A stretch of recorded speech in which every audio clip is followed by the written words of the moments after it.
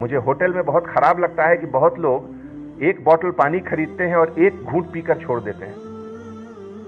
शायद उनको पानी की अहमियत नहीं मालूम है कि आज भी दुनिया में ऐसे बहुत जगह हैं जहां एक बूंद पानी के लिए भी लोग तरसते हैं।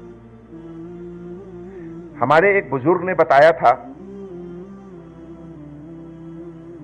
हजरत जैनुल आबदीन के बारे में। अगर मुझसे कुछ गलती होगी तो माफ करिएगा। मैं बहुत कम लोग बचे थे करबला के बाद, जैनुल आबदीन उसमें से एक थे, और लगभग 20 साल वो रहे उसके बाद बहुत गम में। और जब भी उनके पास पानी का ग्लास लाया जाता था पीने के लिए तो उनके आंख से आंसू निकलते थे। 20 साल तक यह सिलसिला जारी रहा।